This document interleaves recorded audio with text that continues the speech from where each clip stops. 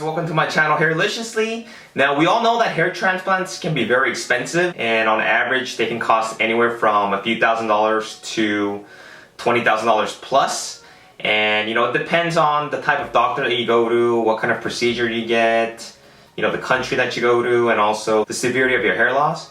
But regardless, we know that hair transplants are very expensive, and if you're balding at a young age, it's going to be almost impossible to be able to afford a hair transplant because of the high costs. So hair transplants can be expensive because it takes considerable time and also attention to detail, and doctors really need to be very artistic, especially when they're reestablishing the hairline, and also they need to know the patterns of the hair so that it can look natural for the patient. And as you guys know, I spent about $5,000 in South Korea to get my FUE hair transplant. And I had about 1,700 grafts implanted into the frontal portion of my hairline. So I was actually doing some research online lately, and I found this guy by the name of Bart for Hair on hairrestorationnetwork.com who actually did his own do-it-yourself hair transplant at home. Now, I don't know why he did it, but I can only speculate that he did it by himself because of the high costs of a hair transplant. And it's pretty crazy because I've never seen anyone doing their own hair transplant. But it's also interesting because I'm sure that a lot of people have even considered doing this by themselves, because honestly, all of the tools are very accessible. But I wanted to share this with you guys, so let's get started. So the guy goes by his screen name Bart for Hair, so I'm going to assume that his name is Bart. And as you guys can see in his pictures, he is obviously suffering from male pattern baldness, and he's receding on his hairline as well as thinning on his crown. On a normal chart, I would probably place him as a 3V, since he's also receding in the back and the frontal hairline. In the following pictures, he also shows us his receding hairline from various sides and angles. The tools that he used include the following items from left to right. The first item is the magnifying glasses, followed by tweezers, scissors, a double follicular unit implanter, a single follicular unit implanter, and those are actually called Choi implanters. The cool thing is that all you have to do is you would have to just implant the extracted grafts into the implanter, and then you can pretty much implant them wherever that you want without having to create a slit on the recipient area. The next item is a 1mm disposable biopsy punch, followed by a 1.5mm biopsy punch, and then an 18 gauge needle. Now, if I were to add on to his list, I'd probably include gloves, just so that you can reduce infection and germs from entering during your procedure. I'd also get some saline solution, a petri dish, and some type of local anesthetic cream because it looks like it's going to hurt a lot. And also a lot of tissues because there's going to be a lot of blood. So if you guys are wondering, a self-hair transplant won't be possible if you're trying to extract the grafts from the back of the head for obvious reasons. It's just not going to be physically possible to extract them by yourself. Now, it's going to be a different story if you get somebody else to help you, but since this is a do-it-yourself hair transplant, it's not going to be possible. Bart actually used both of his left and right arms, which are pretty hairy, to extract the hair grafts from.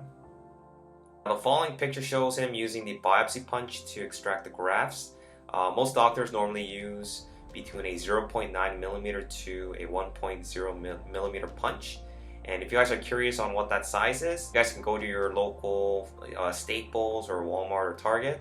And if you guys go look at the stationery section, you guys will find some lead pencils. And most lead pencils are somewhere between 0.9mm to 1.0mm. So that's kind of like the size of the extraction, and that's where the magnifying glasses come in handy. Another useful thing that I would include if you guys are considering something like this is to get one of those magnifying USB devices where you can actually hook it up to your laptop and you can actually magnify it like 500 times so you can kind of see how the angles are looking on the hairs. The most important thing when you're extracting is the angle of the hair. You don't want to have any transections of the grafts because you want them to have a high survival rate, so you want to be careful not to cut through the hair follicles and roots. Bart shows us the extracted graft areas, and it's important to place the extracted grafts in a saline solution so that you can keep them fresh and from drying and dying out. He then proceeds to use tweezers to put them inside the Choi implanter, and as I mentioned, the good thing about the Choi implanters is that you can directly insert the grafts onto the recipient area without having to make any lateral or sagittal cuts using a blade. So you simply insert them into the toy implanter and you can plant them wherever you want to be implanted. Now, like I said, the angles of insertion are going to be very important because you want to recreate a natural growth pattern, which I doubt that he did. He then shows us a picture of where he implanted them onto his hairline. And according to his website, on his posting, he was planning on doing about 20 graft implants every week, but I don't think he ever went through with it because he didn't post any updates since his do-it-yourself hair transplant procedure. And to be honest, it's a pretty interesting topic, but a hair transplant requires a high level of experience since there's so many factors when it comes to extracting, implanting, getting the right depth, the right angles, and there's so much more. So I wouldn't really recommend doing this, although after much practice, I'm sure that this is something that you guys can learn over time and experience. But even then, you're just better off just going to a doctor and getting it done professionally. All of these equipment that I mentioned can be found either online or on eBay. But, it's up to you guys if you guys want to try it out or not. But like I said, I wouldn't recommend it. Anyway guys, thanks for watching. If you guys like this video, give it a thumbs up. Feel free to share your comments on what your thoughts are regarding do-it-yourself hair transplants. If you guys thought of doing it yourself, let me know, leave some comments below. But stay tuned for my next videos and I'll keep you guys updated. Take care.